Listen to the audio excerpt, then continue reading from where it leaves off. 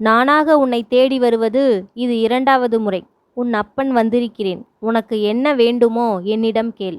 உன் கண்ணீரை துடைத்து கொண்டு உன் நியாயமான வேண்டுதலை என்னிடம் சொல்.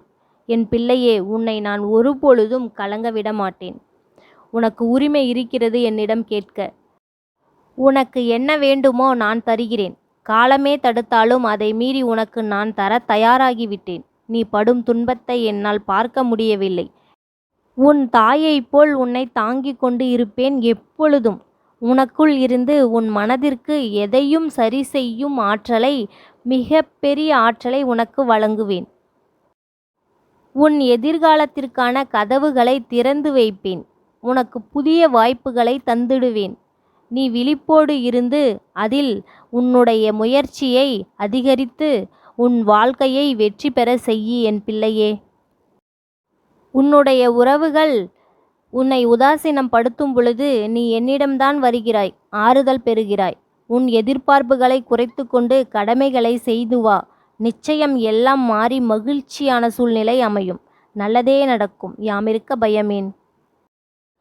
நீ வாழும் வாழ்க்கையை தீர்மானிப்பது உனது தலைவிதி அல்ல.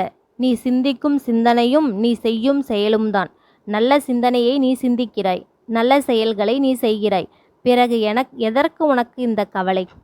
என் மீது கொண்ட நம்பிக்கை உனக்கு எப்பொழுதும் உன்னை நான் கைவிட மாட்டேன். என் அன்பு பிள்ளையே, அப்பா கூறுவதை நன்றாக கேள்.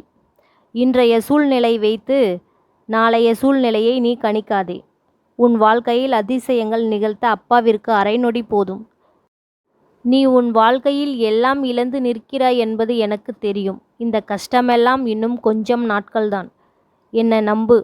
யார் உனக்கு கஷ்டத்தை கொடுத்தாலும் உனக்கு துணையா நான் எப்பொழுதும் இருப்பேன். உன் எதிர்காலத்தை பற்றி பயப்படாதே. அதை நான் சிறப்பாக அமைத்து கொடுக்கும் முயற்சியில்தான் நான் செய்து கொண்டிருக்கிறேன். ஆகையால் நீ மகிழ்ச்சியாக இரு, கவலை கொள்ளாதே. யாமிருக்க பயமேன்.